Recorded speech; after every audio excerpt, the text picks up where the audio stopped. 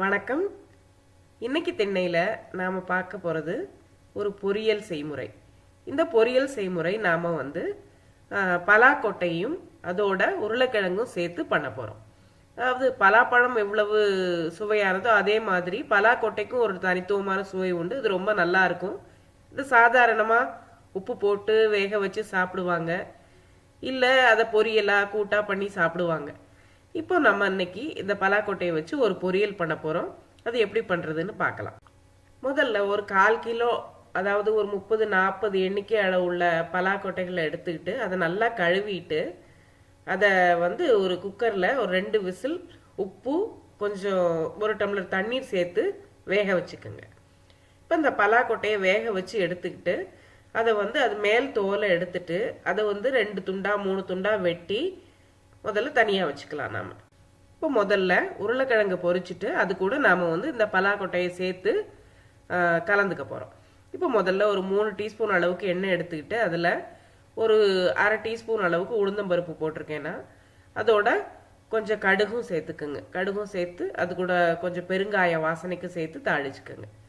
இப்போ இதோட ஒரு கைப்பிடி அளவுக்கு வெங்காயம் நிறைய போட வேண்டியதில்லை, ஒரு கைப்பிடி அளவுக்கு போதும். ஒரு பாதி அளவு வெங்காயம் போட்டால் போதும். அதை முதல்ல நல்லா வதக்கிக்குங்க. வதக்கிக்கிட்டு அது கூட தேவையான அளவுக்கு கருவேப்பிலை சேர்த்துக்குங்க. கருவேப்பிலை சேர்த்து வதக்கிக்கிட்டு அது கூட நம்ம சின்ன சின்ன சதுரங்களாக வெட்டி வச்சிருக்கிற உருளைக்கிழங்கு, நல்லா பெரிய சைஸ் உருளைக்கிழங்கு ஒன்று நான் இப்போ இதில் சேர்த்துருக்கேன். அந்த உருளைக்கிழங்கையும் சேர்த்து நல்லா கிளறி விட்டுக்கோங்க. இப்போ இந்த உருளைக்கிழங்கோட நாம் ஒரு 3 பல் பூண்டு, ஒரு சின்ன துண்டு இஞ்சி, இது ரெண்டையும் சேர்த்து இப்போ நல்லா நான் இடித்து இதில் சேர்த்துருக்கேன். இப்போ இதையும் சேர்த்து நல்லா வதக்கி விட்டுட்டு ஒரு 3-5 நிமிஷம் நாம் இதை மூடி வச்சு மீடியம் ஃப்ளேமில் வச்சு நல்லா வேக வைக்கணும். அதாவது உருளைக்கிழங்கு கொஞ்சம் சாஃப்ட் ஆகணும். இப்போ ஓரளவுக்கு பாதி அளவுக்கு வெந்த பிறகு அதில் மஞ்சள் தூள், 1/2 டீஸ்பூன் வத்தல் தூள், ஒரு 2 டீஸ்பூன் அளவுக்கு கறி மசாலா பவுடர், இது இவ்வளவும் சேர்த்துக்குங்க.